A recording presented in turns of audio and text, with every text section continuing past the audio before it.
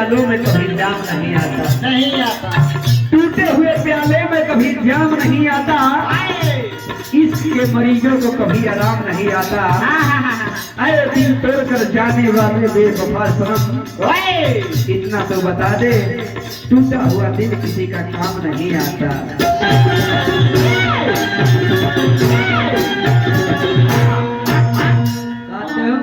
बोल बोल, आग जलाता है पानी में कंकड़ मत मारो, पानी में कंकड़ मत मारो, क्योंकि इससे भी कोई पीता है।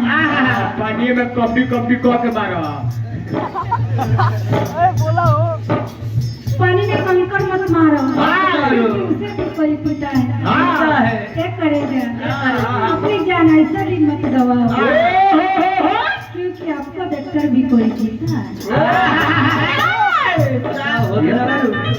प्यार को करो हमारा से, अभी आकर कर तो सरस है करिया कहता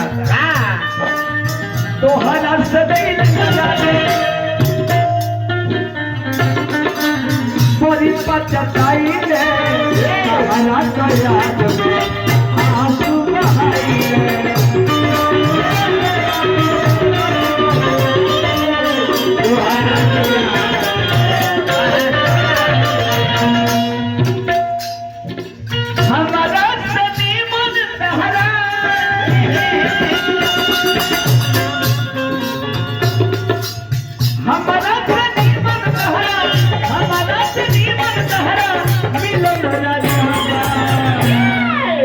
हमारा सनीमन तारा राजा मिलल बा।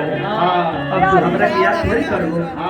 त जाए वो हनिया वाली दारू में मोरता